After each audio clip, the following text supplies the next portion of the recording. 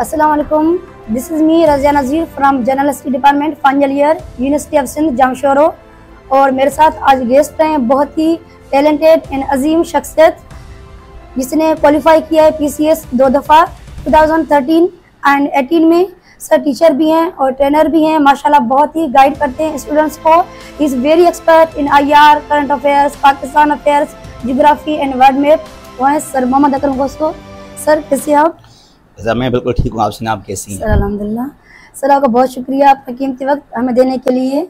सो आज हम बात करेंगे पाकिस्तान के पॉलिटिकल हिस्ट्री के एक अहम पहलू पर 1947 से लेकर 1977 तक।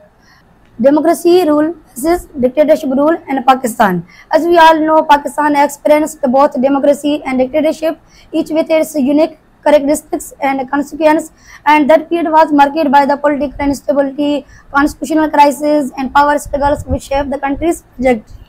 सर जैसे कि पाकिस्तान आज़ाद होता है 1947 में ब्रिटिश से, and Quaid-e-Azam Mohammad Ali Jinnah became its first governor general.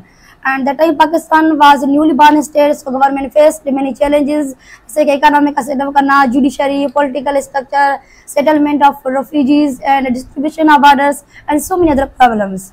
तो इन सारी प्रॉब्लम्स को हल किया ही नहीं गया था अभी कि बानी Pakistan the father of nation Quaid-e-Azam Mohammad Ali Jinnah का डेथ हो जाता है।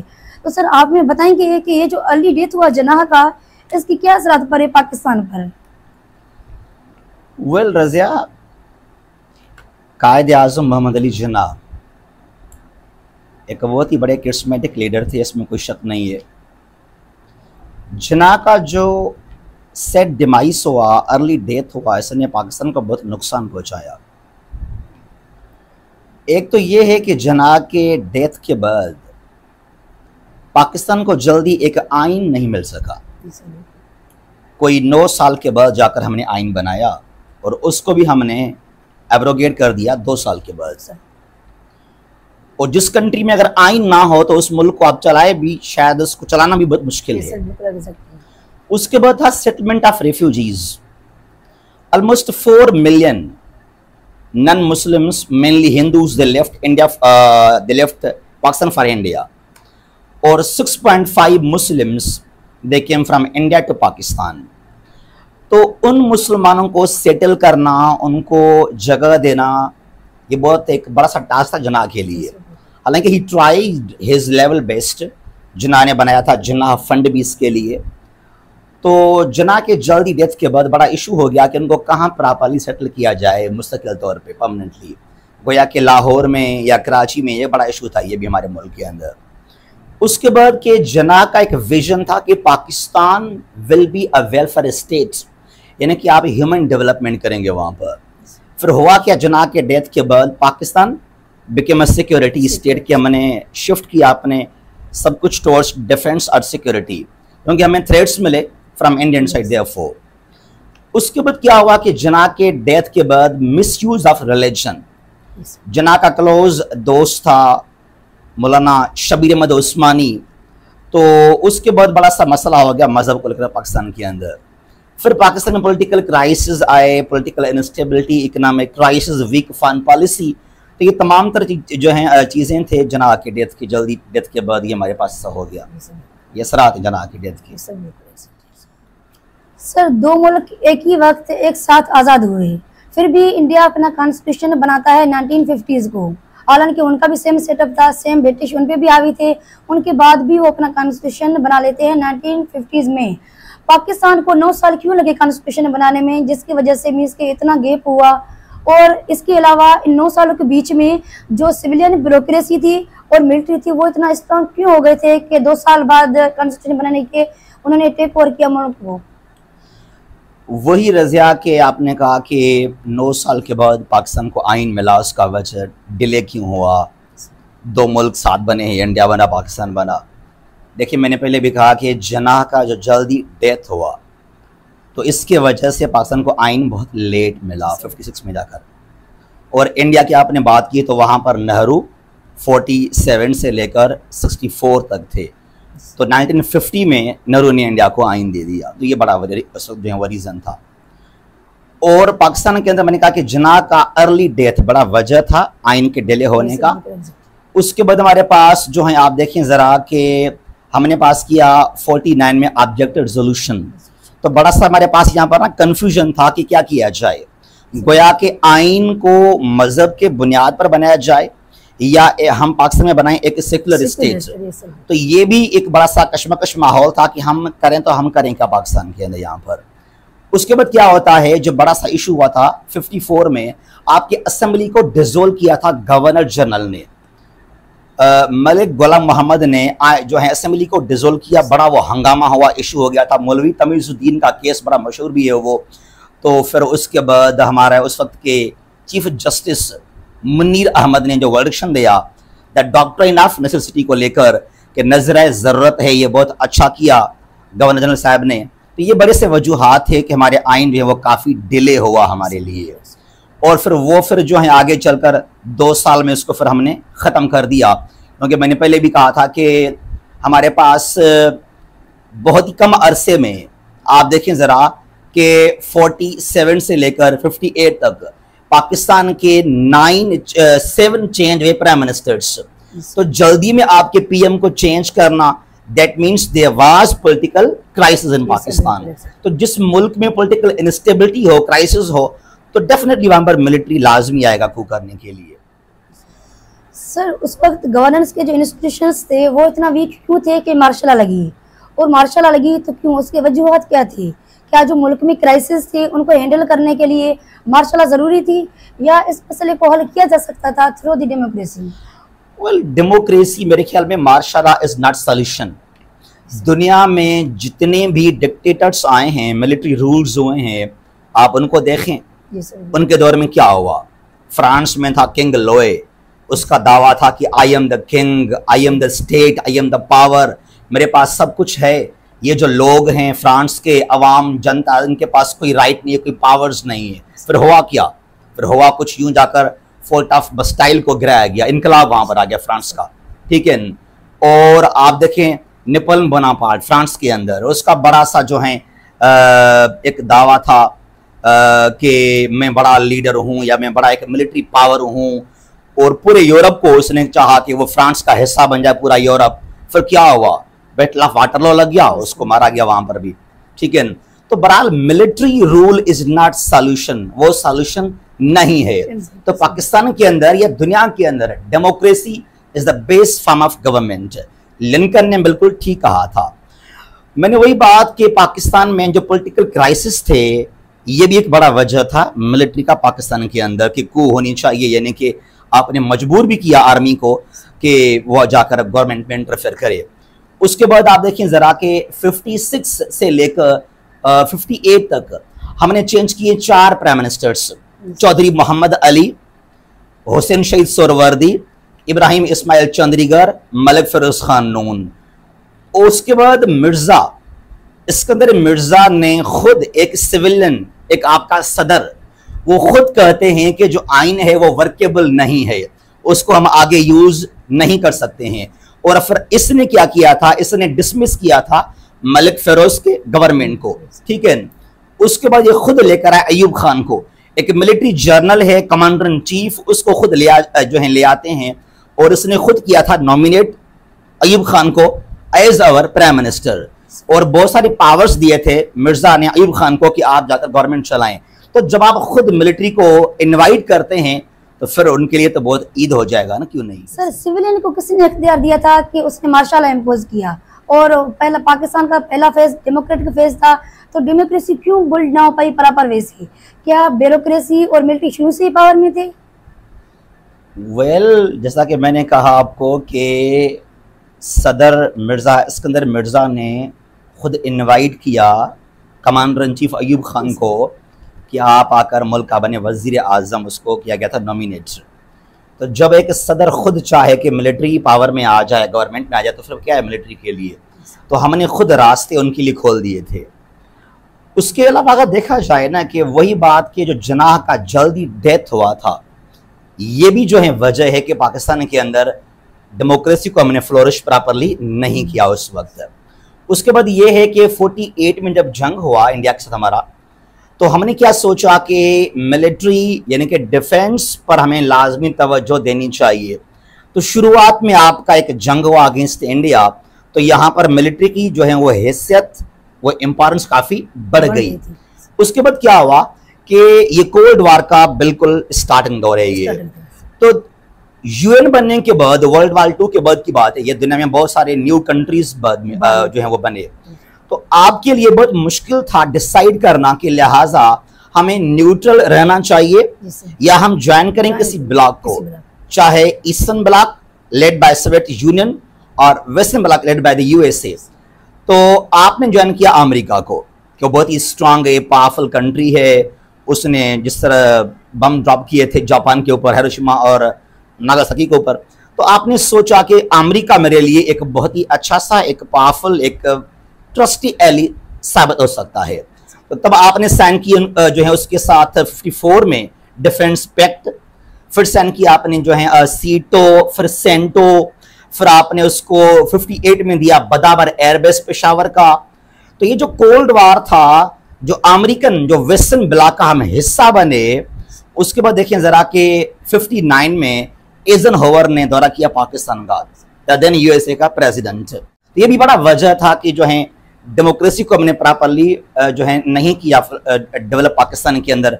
मिलिट्री को हमने जगह दिया, स्पेस दिया कि आप आकर हमारे ऊपर हुक्मरानी करें। सर, हमारा जो पहला कॉन्स्टिट्यूशन था 1956 का, उसके मेन फीचर्स क्या थे? What were the key features of the constitution of 1956 and how did it shape Pakistan's democratic trajectory? Well, 56 का जो हमारा आइन था, एक तो एक पॉजिटिव गेस्चर था पाकिस्तान के लिए कि बहुत अरसे के बाद हमने खुद को एक आइन दिया। वरना पहले हम क्या यूज कर रहे थे, with some amendment we used to follow 35 Indian act, ठीक है, जो ब्रिटिश ने दिया हुआ था। वो 56 का जो हमारा आइन था, पहला आइन, उसमें जो बेहतर चीजें थे या प्रोविजंस थे वो ये थे कि फेडरल फॉर्म ऑफ गवर्नमेंट आप लेकर आए पाकिस्तान के अंदर, कि तमाम जो यूनिट्स हैं वो क्या हैं, आज़ाद हैं, खुद मुख्तियार हैं। जो प्रोविंसेस थे, चाहे ईस्टर्न साइड में या हमारे पास यहाँ पर वेस्टर्न साइड में, तो सूबों को आपने दिया खुद मुख्तियारी थ्रू फेडरल गवर्नमेंट। ये उसका बहुत ही बड़ा सा जो है आइन का एक अच्छा चीज़। उसके बाद क्या हुआ कि पार्लियामेंट्री गवर्नमेंट पाकिस्तान के अंदर आ गया। और जो एक और अच्छी चीज़ इसमें यह थी कि उसने बंगाली को, यानी कि Urdu and Bengali, they both were declared as Pakistan national languages. हालांकि जिन्ना ने गलती की थी, Jinnah declared only Urdu as our national language. तो ये बड़ा गुस्सा भी आया था बंगालियों को कि हमारी रिच कल्चर है, लैंग्वेज है, तो बंगाली लैंग्वेज को क्यों जो है आपने कौमी जुबान करार नहीं दिया। तो इस आइन में आकर उर्दू और बंगाली दोनों को कौमी जुबान करार देना, ये एक अच्छी चीज थी पाकिस्तान के अंदर यहाँ पे आकर, ठीक है ना। उसके बाद आपने करा दिया पाकिस्तान को इस्लामिक रिपब्लिक ऑफ पाकिस्तान। तो ओवरऑल देखा जाए तो इसने काफी स्ट्रांग किया यूनिट्स को, प्रोविंसेस को, गवर्नमेंट को भी।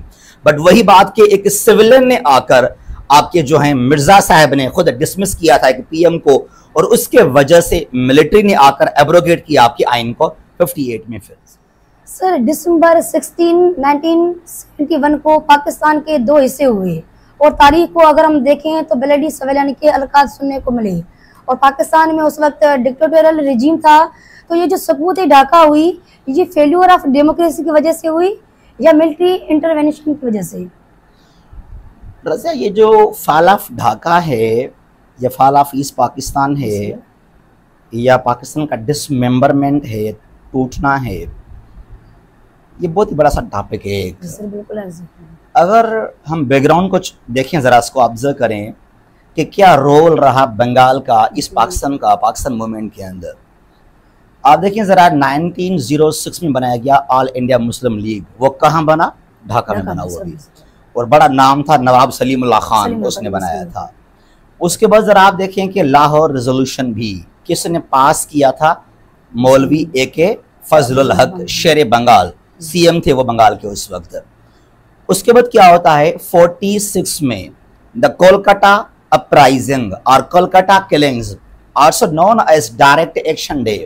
तो वहाँ पर बहुत सारे जो हंगामे हुए थे, तो वहाँ बड़ा रोल था बंगालियों का, जहाँ जो आगे चलकर हमारा फिर बन गया था हुसैन शहीद सोहरावर्दी, उसका वहाँ बड़ा रोल है उसके अंदर।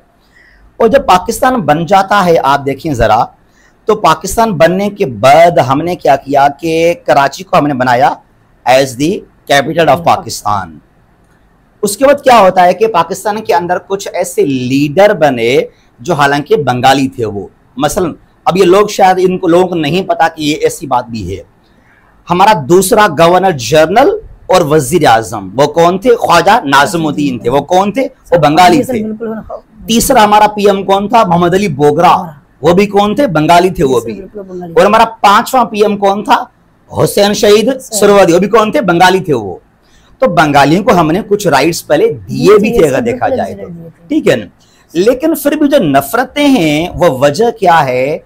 सबसे पहले 47 में ही जो जिन्ना ने कहा कि only Urdu will be as our national language, तो ये बहुत गुस्सा आया था बंगालियों को।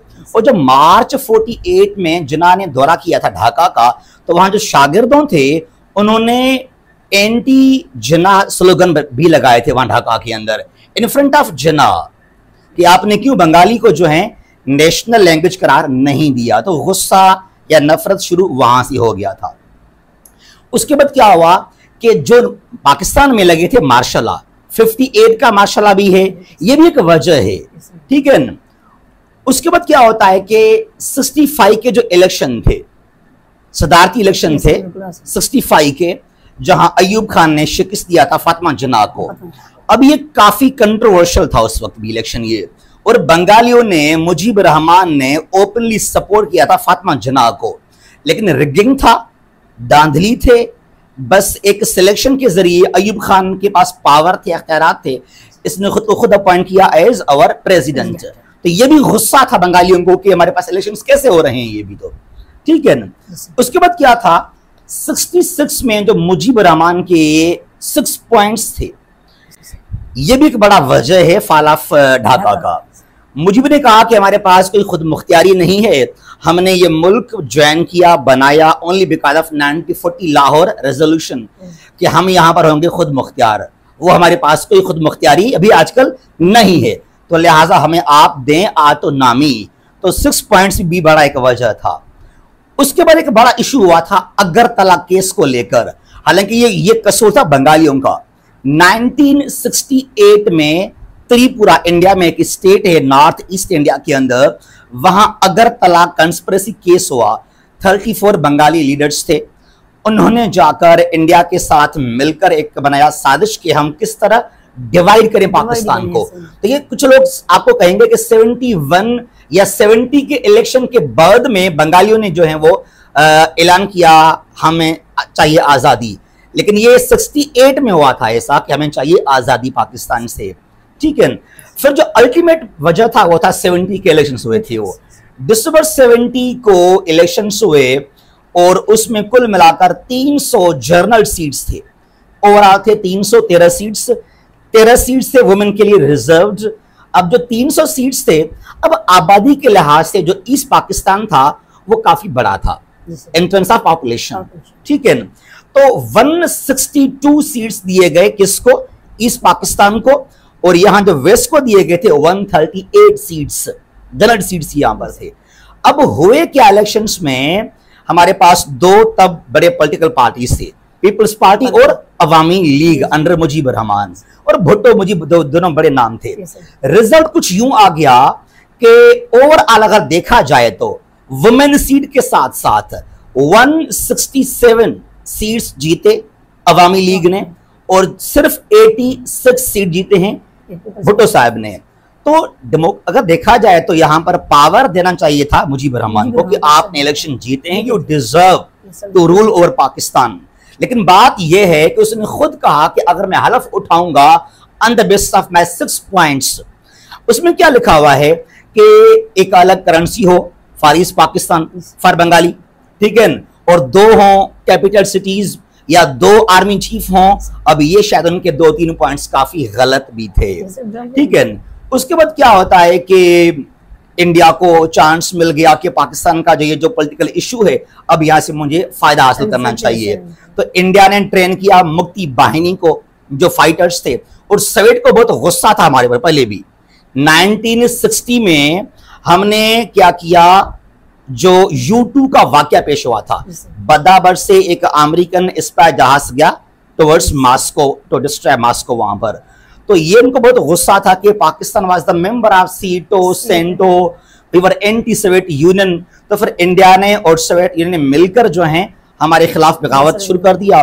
और उसके अलावा ना एक ज्योग्राफिकल भी डिफरेंस था यहाँ पर ना, कोई तकरीबन 2000 किलोमीटर वो हमारे ईस्ट में बीच में इंडिया आ गया। तो ये भी जो है एक बड़ा इशू था हमारे लिए, बहुत मुश्किल था।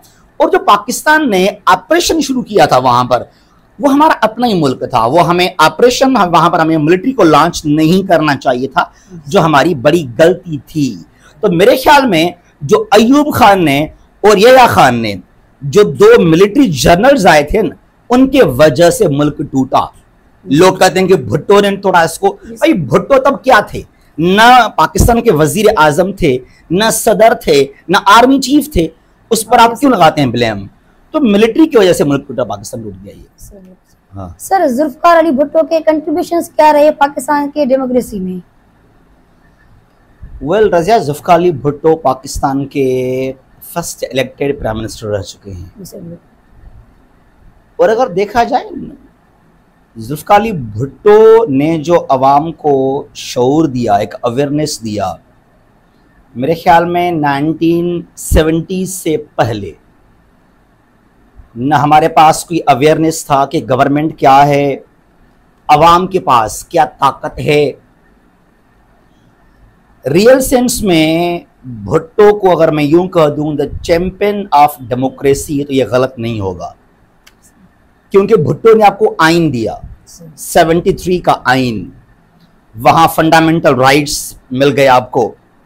73 का आइन दिया और सिविल सर्विस जो है वो रिफॉर्म्स भुट्टो ने किए, पाकिस्तान में इंट्रोड्यूस। उसके बाद लैंड रिफॉर्म्स आए 72 के। अब लैंड रिफॉर्म्स जो हैं गरीबों के लिए बहुत फायदा हुआ गरीबों को, और जो जागीरदार थे, सरदार थे, उनको ऑलमोस्ट खत्म किया भुट्टो साहब ने, अगर देखा जाए तो। उसके बाद जो गरीब को आपने एक सेंस दिया कि रियल जो पावर है वो अवाम के पास है, गरीब को बोलने का हक, गरीब को शऊर, एक आम अवाम को आपने, आम इंसान को आपने, आप यूं कह दें कि जो पहले हमारे पास जो इक़्तिदार था वो सिर्फ था ईवानों के अंदर, तो भुट्टो ने उसको वहां से निकालकर गरीबों के झोपड़ियों में, घरों में फेंक दिया इक़्तिदार को। तो ये भुट्टो का जो हमारे लिए अवेयरनेस था, यही मेरे ख्याल में एक बहुत बड़ा सा भुट्टो का तोहफा पाकिस्तान के लिए, जमहूरियत के लिए। सर, जो इलेक्शन से 1977 के किस तरह कंट्रीब्यूट किया to the fall down of democracy of Pakistan? Well, democracy का जो हमारे पास एक डाउनफॉल हुआ 77 के बाद, मेरे ख्याल में ये 76 में हो चुका था, जब भुट्टो ने बनाया था ज़िया को एज अवर आर्मी चीफ। ठीक है, जनरल ज़िया बज़ाहिर बहुत ही सादे सीधे आदमी थे, 5 वक्त नमाज पढ़ना, मज़हब की बात करना। तो ये भुट्टो को लगा कि शायद बहुत ही ये सादा सा बंदा है और पीएसमैन बनेगा, मेरा जो बोलूँगा ये कर देगा वैसे ही। भुट्टो काफ़ी खुद एग्रेसिव था बाय नेचर।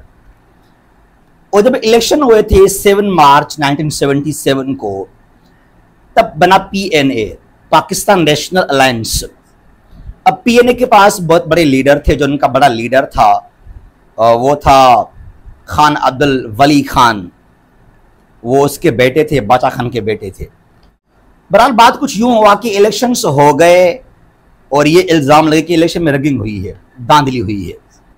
अब एक्चुअली इसके पीछे जो धांधली या एक कैंपेन चली अगेंस्ट भुट्टो, उसके पीछे कहीं ना कहीं खुद अमेरिका भी था, क्योंकि 1976 में लाहौर में एक मीटिंग हुआ था हेनरी किसिंजर का और भुट्टो साहब का, और किसिंजर ने ओपनली कहा था भुट्टो को कि you must quit your nuclear programme, otherwise you will have to face ultimate consequences. तो कहीं ना कहीं अमेरिका भी शामिल था कि भुट्टो को टॉपल किया जाए। बहरहाल जब ये PNA की ये जो एंटी भुट्टो, एंटी रिगिंग जो कैंपेन चली, फिर उसको इन दी एंड भुट्टो ने हल किया भी आखिर में जाकर। ये 4 जुलाई की बात बता रहा हूं आपको। और ये जिया ने इम्पोज किया मार्शल लॉ 5 जुलाई को 77 को। तो उससे एक दिन पहले की बात है ये। 4 जुलाई 77 को भुट्टो ने तमाम डिमांड्स मान लिए थे, पीएनए के लीडर्स थे, और तब था भुट्टो का मजहब का जो वजीर था डॉक्टर मौलाना कौसर न्याजी। तो कौसर न्याजी साहब वो बहुत एक्टिव थे, उसने मुलाकात किए थे विथ मौलाना मौदूदी। उसके बाद ऑलमोस्ट मसला हल हो गया था, और जिया को ये आइडिया हो गया कि आज मसला हल हो गया। उसके बावजूद जाकर जिया ने टेक ओवर किया, मिलिट्री कू किया ऑपरेशन फेयर प्ले के नाम से 5 जुलाई 77 को। और अभी भी फैज चिश्ती ने कहा, 2011-12 की बात है ये, जो खुद जिया का राइट हैंड थे मार्शल लॉ के दौरान, उसने खुद कहा कि हमने गलत किया था, बट ये मेरे पास एक मुझे ऑर्डर थे जिया के, मुझे फॉलो करने थे, लेकिन हमने गलत किया था। और आप देखें जिया के आने के बाद 77 के बाद 58 तक, सॉरी 88 की बात है, 88 तक हमारे पास जमहूरियत फैल रहा, यानी कि नहीं था। जिया रूल्ड और पाकिस्तान, और मजहब के नाम से जो उलमा किराम थे, मजहबी लीडर, उनको खुश करने के लिए जिया ने जिस तरह इस्लाम को यूज किया वो आपके सामने है। 1980s के अंदर अफगान मुजाहिदीन को सपोर्ट किया जिया ने, तो यहां से पाकिस्तान की बर्बादी तबाही का आगाज हो गया। सर अगर हम कंपेयर करें डेमोक्रेसी एंड डिक्टेटरशिप को, तो पाकिस्तान की जो इकोनॉमी थी वो किस में ज़्यादा डेवलप हुई थी और रिफॉर्म्स लाए गए थे, डेमोक्रेसी में या डिक्टेटरशिप में?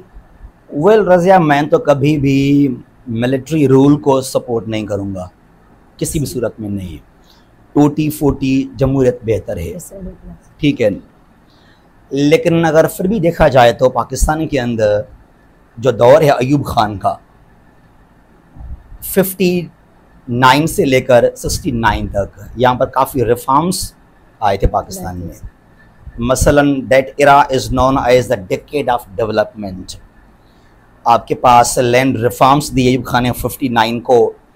आपके जो बड़े बड़े बैराजेस हैं, डैम्स हैं, after the Indus water treaty agreement वो बनाए गए थे। Tarbela dam, Warsak dam, Mangla dam, कुछ आपके हैं बैराजेस, किनार्स वगैरह। The era of Ayub is also known as green revolution of Pakistan. लेकिन उसके बावजूद भी आई वुड से कि जो भुट्टो का दौर है वो काफ़ी बेहतर है रिफॉर्म्स के हवाले से, ठीक है। चाहे एजुकेशन को लेकर, चाहे मिडल ईस्ट को आपने अपना क्लोज दोस्त बना लिया, ठीक है। जो भुट्टो के लैंड रिफॉर्म्स थे, भुट्टो ने गरीबों को बहुत एम्पावर किया था तब। तो मेरे ख्याल में अगर रिफॉर्म्स चाहे मिलिट्री के दौर में काफ़ी ज़्यादा भी थे, but again I will support के डेमोक्रेसी को आप चलने दें। अब आप देखिए ना, कुछ लोग कहेंगे आपको कि क्या हुआ डेमोक्रेसी के दौर में, क्या हुआ जमहूरियत में। भाई हमें शर्म आ रही है कि पाकिस्तान के अंदर 47 से लेकर आज तक किसी भी वजीर आजम को आपने 5 साल के लिए नहीं छोड़ा। तो किस तरह उम्मीद करें कि भाई उसने कुछ नहीं किया। कोई आया 2 साल के लिए, 3 साल के लिए, भाई उसको 5 साल आप दें, उसके बाद सवाल करें आपने क्या किया, ठीक है। तो अगर डेमोक्रेसी को आप चलने देंगे ना तो वो काफी बेहतर काम करेगा पाकिस्तान के लिए। जी sir, there are 3 martial laws in Pakistan and not a single one in India. तो इसकी क्या वजूहत है मींस के इतनी मार्शल लॉ लगी पाकिस्तान में और इंडिया में मींस के एक भी नहीं? वेल रज़िया, जो इंडिया में, India is known as world's largest democracy. Exactly sir, बिल्कुल। इंडिया की आइन का आर्टिकल 34 बड़ा मशहूर है। आर्टिकल 34 वो है about military, about martial law, ठीक है। उसमें सख्त किस्म के जो हैं कुछ चीज़ें मेंशन किए गए हैं कि कोई भी यहाँ पर स्पेस नहीं है मिलिट्री रूल के लिए इंडिया के अंदर।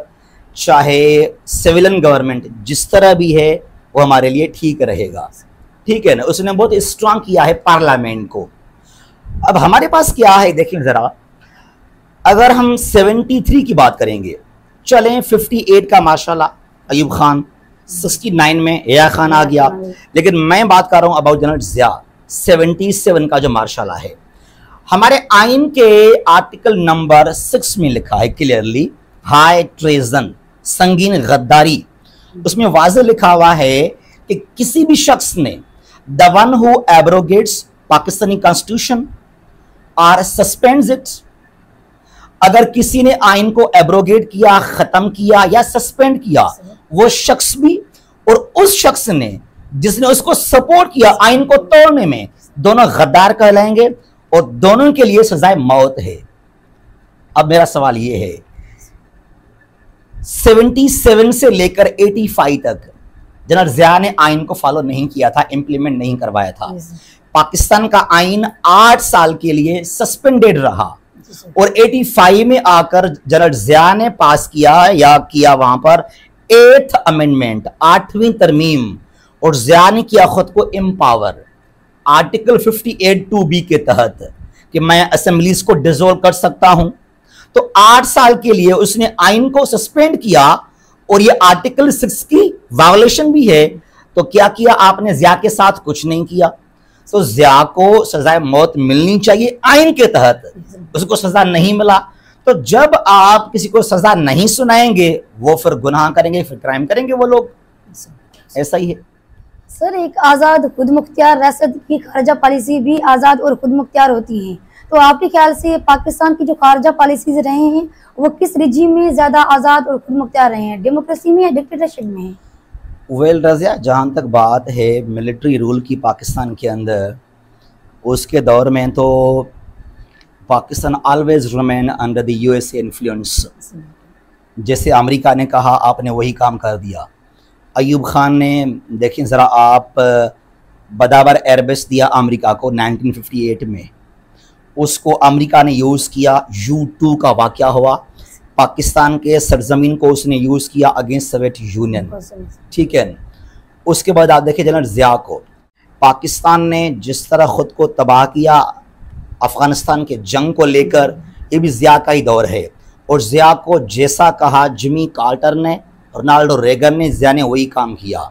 अगर मुशर्रफ को आप देखें तो जिस तरह बुश ने कहा वही काम किया मुशर्रफ ने। 2001 के बाद की बात है, आफ्टर 9/11 इंसिडेंट, जब शुरू हुआ वार एंड टेररिज्म, ये जंग था अमेरिका का और अफगानिस्तान का, हम उसमें घुस गए। तो मिलिट्री के दौर में पाकिस्तान की जो फॉरेन पॉलिसी है बहुत कमज़ोर रही, वीक रही। मेरे ख्याल में 1970s का जो दौर है, भुट्टो साहब का दौर है, 72 to 77, पाकिस्तान के तारीख में the golden era of Pakistan foreign policy है वो। भुट्टो ने क्या किया, 73 में आकर भुट्टो लेफ्ट, पाकिस्तान लेफ्ट सीटो। उसके बाद सोवियत ने दिया आपको कराची का steel mill as a gift के तौर पर। 74 में आपके ऊपर प्रेशर था, उसके बावजूद भी आपने बुलाया OIC का समिट लाहौर के अंदर, आपने इकट्ठा किया मुस्लिम दुनिया को। उसके बाद आपने क्या किया कि आपने शुरू किया अपना न्यूक्लियर प्रोग्राम, हालांकि बड़ा आप पर प्रेशर था उसके बावजूद भी। तो भुट्टो का दौर बहुत ही कमाल का दौर था अगर देखा जाए।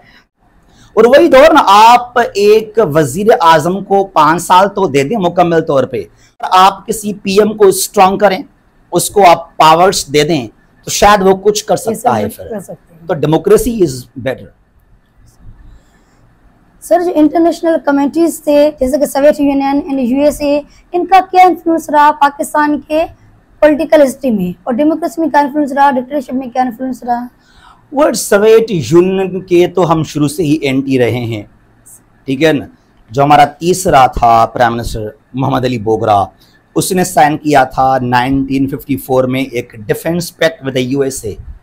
उसने कहा था कि सोवियत यूनियन के खिलाफ अमेरिका हमें जो कहेगा वो काम हम करेंगे। तो आप बने एंटी सोवियत यूनियन, और जो अमेरिका ने आपको कहा आपने वही काम कर दिया। तो हमेशा आप देखें, आज भी हमारे पास जब इलेक्शंस होते हैं तो तकरीबन डेली बयान आएंगे अमेरिका से कि पाकिस्तान में इलेक्शंस इस तरह होनी चाहिए, फेयर होनी चाहिए, ये होनी चाहिए, उस तरह होनी चाहिए। भैया आप कौन हैं?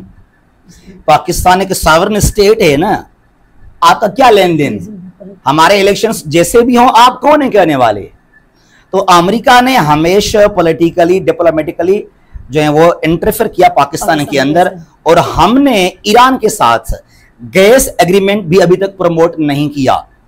ईरान ने अपनी तरफ से जो काफी काम मुकम्मल किया है, लेकिन हमने जो अपने साइड से इस पर काम शुरू अभी तक नहीं किया, क्योंकि because of American sanctions, USA के सैंक्शंस हैं, पाबंदियां हैं, वो क्या सोचेगा, आप इंडिया को देखें, इंडिया ने अभी भी साइन किया चाबहार सी पोर्ट के ऊपर for 10 years agreement with Iran, यानी कि 10 साल के लिए India will operate, India will invest in Chabahar sea port of Iran.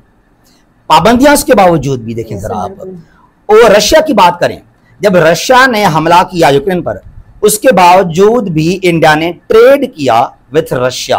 हालांकि यूरोपियन यूनियन ने, अमेरिका ने पाबंदियां इम्पोज की हैं रशिया के ऊपर, उसके बावजूद भी इंडिया का ट्रेड कारोबार जारी है विथ रशिया। और हम क्या सोचते हैं, रशिया पर सैंक्शंस हैं, ईरान पर पाबंदियां हैं, कुछ नहीं करेंगे। इसका वजह यह है कि आप डरते हैं अमेरिका से। इसके लिए जी तो सर, इसमें फाइनल क्वेश्चन, क्योंकि अब हम अपने इंटरव्यू को खत्म करने जा रहे हैं, तो मैं एक आखिरी सवाल करूंगी। और मेरा सवाल है, जैसे कि हमने दोनों रिजीम्स को देखा, एनालाइज किया, डिस्कशन भी की, तो आपके ख्याल से which is better for Pakistan, democracy या dictatorship? Well again I would say military बिल्कुल भी नहीं पसंद मुझे। तो मिलिट्री का एक डिसिप्लिन रोल है, वो जाकर बाउंड्रीज को संभाले, डिफेंस को संभाले। जहां तक बात है गवर्नमेंट करने की, वो काम है सिविलियन का। इवन जो आपका आइन है, उस आइन में वाज़े लिखा हुआ है, ऑब्जेक्टिव जो रेजोल्यूशन है पाकिस्तान का 49 का, वो आजकल हमारे आइन का आर्टिकल 2A में वो शामिल है। उसमें वाज़े लिखा हुआ है कि Pakistan will be controlled, will be governed bye elected people. जो आपके नुमाइंदे, जिनको आप चुनते हैं, इलेक्ट करते हैं, वो बनेंगे आपके MNAs, MPAs, चाहे PM जो भी वो। तो किसी भी कंट्री के अंदर मिलिट्री ने जिस तरह रूल किया, उसने उस कंट्री को तबाह किया। Democracy is the best form of government in the world. जी सर, थैंक यू।